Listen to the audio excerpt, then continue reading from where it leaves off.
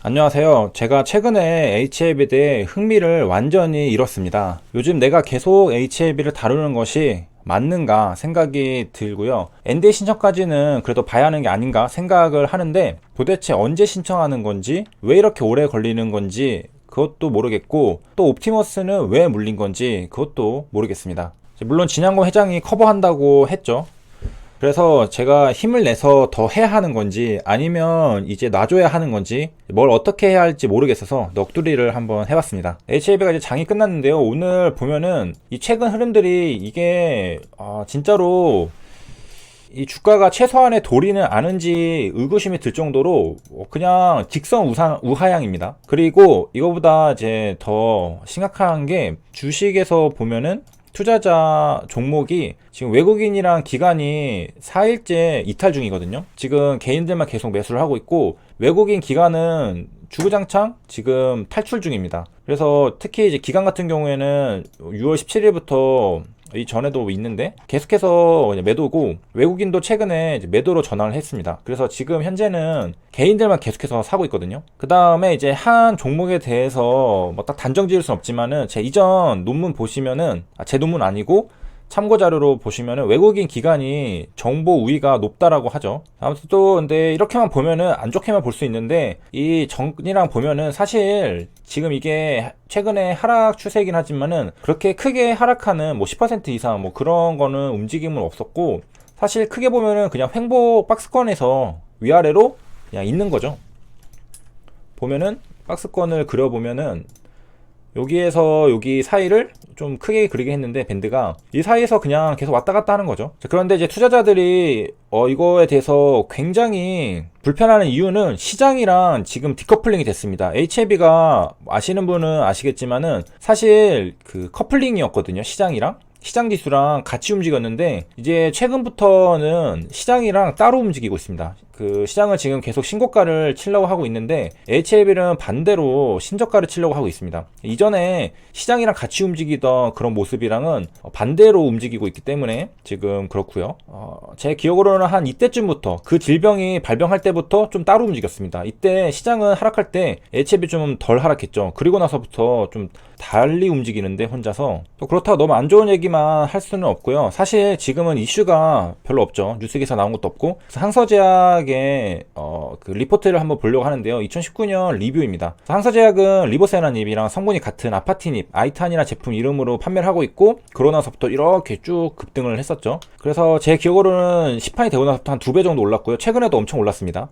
그래서 신약 효과로 본격적 실적 성장기 진입을 했다고 합니다. 그래서 항서제약도 마찬가지로 신약이 시판이 되고 나서부터 주가가 매출이랑 실적이랑 같이 이렇게 움직이는 모습을 확인할 수 있었습니다. 그래서 정부 같은 경우에 이제 신약 개발 장려, 이거 중국 정부겠죠? 그래서 최대수의 기업으로 됐고요. 항서제약 시가총액이 엄청나게 높습니다. 지금 83조 원으로 알고 있거든요. 이거 3월에 나온 거거든요. 이때만 해도 62조였는데 지금 현재 제 바로 전전 영상 보시면은 83조까지 올라갔습니다. 지금 이제 7월이니까 거의 이제 3개월 만에 20조가 더 시가총액이 불어난 거거든요, 항서제약이. 그리고 이제 실적을 한번 보면은 2019년께 나왔겠죠, 1년. YOY로 매출 33% 증가, 다음에 순이익이 30% 증가했습니다. 뭐냐, 단순 계산하면은 이거 이대로 한 3년만 지나도 순이익이 2배가 되죠? 매출도 마찬가지고. 그 다음에 이제 바이오 기업이 돈을 버니까 배당도 줄 수 있는 겁니다. 그래서 10주당 주식 배당 2주, 현금 배당 2.32원도 발표를 하고, 그러니까 실적이 나니까 이제 그거를 주주들에게 나눠주는, 그 성과를 같이 나누는 그런 것들도 발표를 하고. 그래서 항서제약 같은 경우에는 이제 신약 개발 회사로 유명하잖아요. 하암제 같은 경우에 45% 매출 비중을 차지합니다. 그 다음에 이제 마취제랑 조영제 이렇게 있었는데, 지금 항서제약 같은 경우에 마취제랑 이쪽이 1위입니다. 1위고 조영제도 있고. 그 다음에 여기서 이제 강력함을 느낄 수 있는 게 매출 비중이 가장 높은 게 45%, 거의 절반이거든요, 항암제가. 그런데 YOA가 43%입니다. 그러니까 1년에 지금 44% 증가를 한 거니까 2년만 있어도 이게 2배가 되는 겁니다. 매출 비중이 가장 큰 게 2배가 되니까 엄청나게 성장을 많이 한 거고, 아마도 이런 것들이 있어서 지금 시가총액 20조가 더 불어난 게 이런 이유 때문이 아닐까 생각을 하게 되고요. 리보세라닙, 그러니까 아파티닙을 기반으로 이제 성장을 하면서 그 다음에 다음 파이프라인들도 있습니다. 그래서 대표적으로 이제 캄렐리주맙 많이 유명하죠. 이것도 저항점 확대하고 의료보험 단판 목록 편입 기대하고 뭐 이런 것들 호재가 있고, 그래서 상당히 파이프라인이 많고요. 그 다음에 연구개발비도 매출 대비 16%니까 꽤 많이 지출해서 제가 저저번 영상에서 6,600억 원을 썼다고 했어요. 그래가지고 지금 임상 3상, 임상 1, 2기 진입한 파이프라인이 30여 개 상을 한다고 합니다. 이 중에 또 몇 개 터지면은 제2의 아파트 인입, 제2의 카밀리 주마 이렇게 나오는 거죠, 계속. 그래서 이제 파이낸셜 데이터를 보니까 매출액이 2018년에 17이었는데 23으로 올라갔죠. 그 다음에 이거는 E니까 아직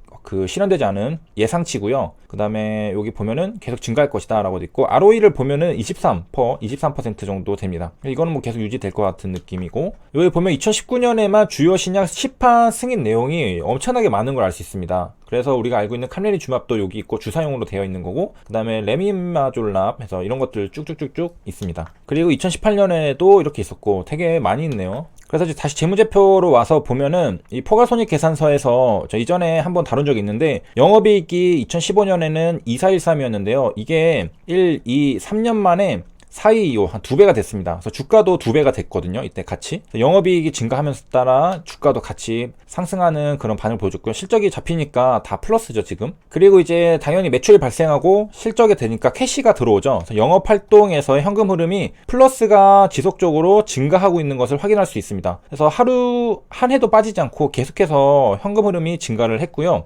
그 다음에 그 임상 같은 걸 많이 하잖아요. 그래서 투자 활동에서 현금 흐름은 마이너스입니다. 그래서 더 찍히죠. 시간이 갈수록 이제 3,000쯤에서 계속 유지가 되고 2,000. 세부 내역을 보면은 인수나 사업 매각 같은 거는 없었습니다. 없었고, 아마 그 나중에는 할 수도 있을 것 같긴 해요. 많은 일본에도 다케다가 인수합병을 엄청나게 크게 한번 했잖아요. 그래서 한 번에 1위로 올라왔던 걸로 기억을 하는데, 많은 글로벌 제약회사들이 인수합병을 되게 많이 하고 있습니다.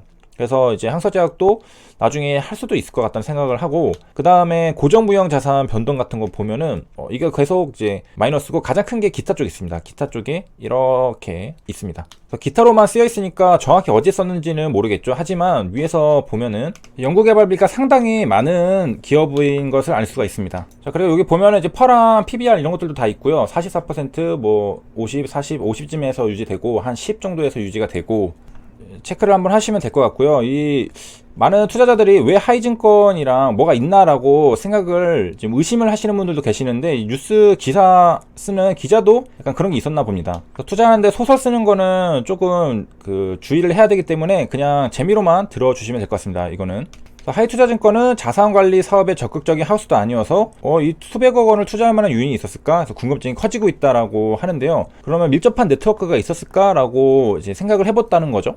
그래서 내려가서 보니까 결론은 뭐 딱히 없다라는 내용이고요.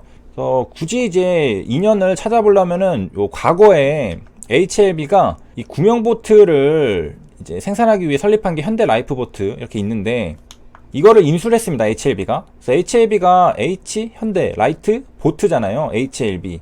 그래서 HLB가 이거 이제 인수를 했으니까, 그리고서 현대중공업에 구명보트를 공급을 했는데요. 이거 2014년입니다. 현대중공업 증권 계열사가 하이투자증권. 그래서 여기에 인연이 있다 정도. 그래서 지금 여기 하이투자증권 인력들이 현대중공업에서 나온 인력들, 뭐 현대라이프보트 다 그 한 뿌리에서 나왔다. 한 뿌리에서 이렇게 다 퍼져 나온, 이렇게 갈라져서 나온 그런 가족이다. 그래서 그 정도, 근데 좀 역사가 오래됐기 때문에 이게 뭐 그렇게 의미가 있을까 생각을 한다는 거죠. 그래서 우리가 4촌, 뭐 8촌만 넘어가도 사실 남이잖아요. 누군지 모르고 그렇겠다는 거고. 그 다음에 하이투자증권 역사를 보시면 아시겠지만 넘어갔다 해가지고 CJ투자증권 이렇게 했다가 해서 지금은 DGB 금융계열사가 되었습니다. 그 다음에 이제 그 하이투자증권뿐만 아니라 옵티머스랑도 관련이 있나라고 또 생각을 했나봐요. 그래서 보면은 원칙대로라면은 이 자산운용사 옵티머스는 펀드 수익자에 대한 정보를 알 수가 없습니다. 이거는 판매하는 하이투자증권이 보유를 하기 때문에 그 옵티머스는 직접적으로 뭘 알 수가 없다. 원칙적으로 그렇다는 거고요. 그 다음에 이제 HLB가 상업펀드 왜 투자를 했느냐라고 했을 때